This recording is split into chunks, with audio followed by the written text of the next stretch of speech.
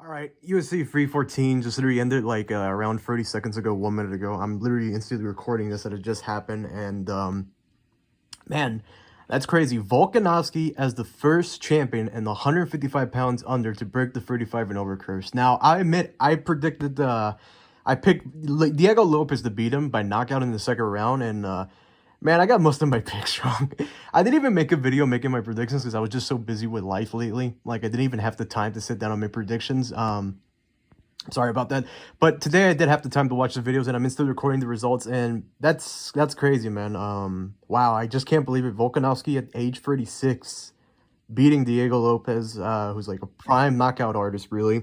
And the rest of the card was pretty great too. I'm gonna go through the rest of the card real quick, starting with the prelims. So we had Julia Erosa versus Derek Elkins, Jim Miller versus Chase Hooper. Erosa won by KO. Hooper won by decision. Then we had women's strawweight Zhao Xiaonan versus Verna Jandiroba. I don't know how you say that. Verna won by decision. Then you had Dan Ige knocking out Sean Woodston, like Sean the Alien, like Woodston. Then you move on to the main card, and the main card was fun. You had Dominic Reyes back again.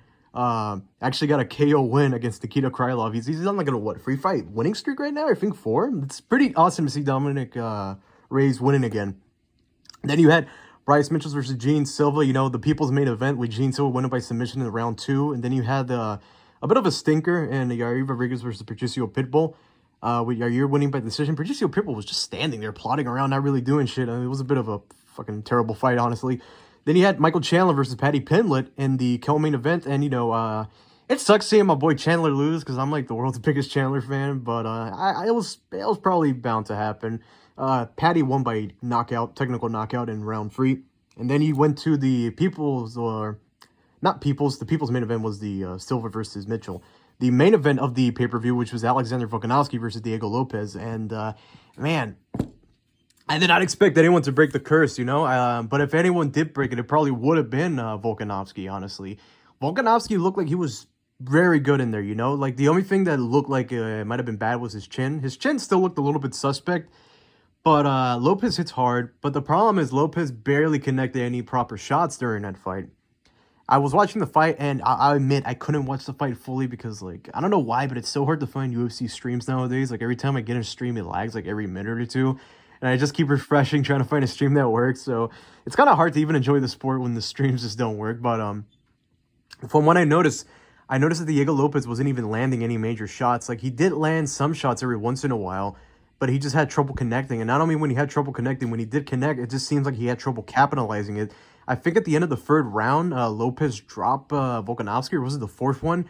And I was like, oh, you know, like, see if you can finish him right here, you know? And I'll be honest, even though it's cool to see an old head win like Volkanovski, you know, I really wanted Lopez to win just because I think they would have did something else for the division. I think Volkanovski winning doesn't actually help the division at all, as crazy as that sounds. I think Lopez would have been a breath of fresh air, especially with some of these new title contenders coming up. I mean, look, Volkanovski might have to defend the title against Movsar Evloev now, where he might have to defend the title against Yair Rodriguez again, which I don't think is going to happen. I don't think Yair Rodriguez deserves a title shot off of one win, especially if that one win is off an old guy like Patricio Pitbull. And I know Pitbull's a good guy, like a good fighter, but, you know, age 37, he just looks slow and plodding around. I don't know what he was doing. Honestly, it seemed really weird what Pitbull was doing. I think he might have an injury, or he was just too scared of striking with Yair, because Yair is a very, like, unorthodox striker. He's very tall and rangy for the division, especially with that spinny shit he does. Like, man, it would have been nice to see Zabit versus Yair, but that's a topic for another video. It's weird to say, man. I mean, what do you go from now? Like, I'll do some matchmaking right now, so we can just, like, get it out of the way. I think what you can do next is Volkanovski versus the winner of Movsar Evloev versus Aaron Pico, because apparently Aaron Pico and Movsar Evloev are going to fight in May 30th, something like that, which is about a month and a half away. As of the recording of this video, it is April 12th, so about a month and a half away in, like, a couple days. And I think whoever wins that fight should fight Volkanovski. And who should Diego Lopez fight? I think what you should do is you should pair up Yair Rodriguez and Diego Lopez. And it makes all the perfect sense in the world when you think about the press conference, and when you see that they had that little scuffle during the press conference, and they were pretty much fighting and arguing, talking about this and that. It seems like they got some beef, and that fight really just sells itself, you know? It would be stupid not to make that fight. because the Yair Rodriguez does not deserve a title shot with 1 win. The one guy that does deserve a title shot, in my opinion, is the winner of Evloev and what's-his-face, Aaron Pico. Now, if there's any other fights that you can make between the rest of the fighters, then let me see. Who do you put up with Pimlet? Pimlet's a bit of a harder fight to think. I think you put him maybe against a top 5 guy now, top 6, top 7. I don't know what Pimlet's ranking is. I think he's like number 13, number 10. Like, let me see. UFC lightweight rankings. If I can just do this real quick and I can tell you what Paddy Pimlet is his current ranking right now. I know he's going to move up. I think on Monday is when they update the rankings. So, let's see.